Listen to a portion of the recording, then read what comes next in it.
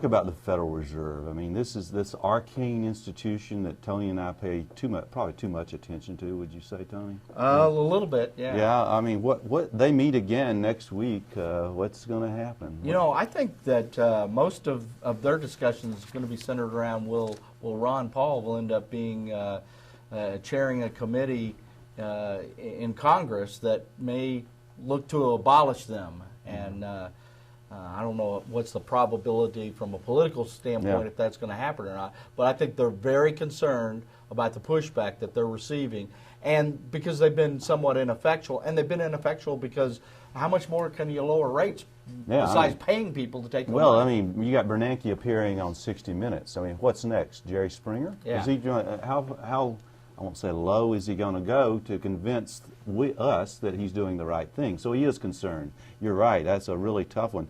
Susan, now, how much do interest rates play into your business in the Federal Reserve? Of course, they set short-term rates, and they're trying to bring long-term rates down as well. Are interest rates a big deal for you, or not as much? They're not for us personally as a business. We're fortunate to be part of Berkshire Hathaway. So purchasing and that sort of thing, we're all doing through the cash flow that we're generating from our business. But I do feel that interest rates, again, affect the psyche of our consumer and our clients.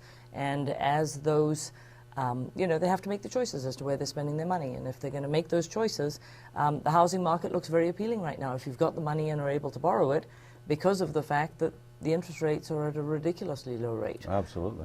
So if you have the opportunity to buy, now is the time certainly to be buying. That again would impact their choices of what they're buying. But for us, people tend not, the young engagement customer is probably the only one that's really financing their purchases that they're making with us. So interest rates aren't a huge play for your organization, No. but okay. So the Fed, I think, in my judgment, the Fed should begin raising rates. Now the discount rate, not the more important funds rate, but I like to see them raising rates. Now why would I like to see that? Because you've got a lot of folks out there that are saying, well, I don't have to buy now, I can buy later on because I can always borrow at these very low rates, particularly when we say housing. Why would you buy a house right now when you believe in your heart that prices are coming down and the rates are going to remain the same? Well, the answer is you're not motivated. So I think the Fed, by sending a message raising the discount rate, which wouldn't really have much of an impact except in the psyche, to tell us that hey, you better move here, folks. Let's get on. Because as you said earlier, I think, Susan, heard you say about housing. Housing is important, and even to your business, I would assume. Very definitely. Because again, it is the basis for and the foundation of a lot of the fear that people are feeling right now. So the unemployment, the housing, all of those go into the reaction that occurs at retail. Right. People hold back. If they don't believe that they have enough money in the bank to make those mortgage payments, they have a fear that they're going to lose their job, the last thing they're going to do is go into the retail market and start spending money.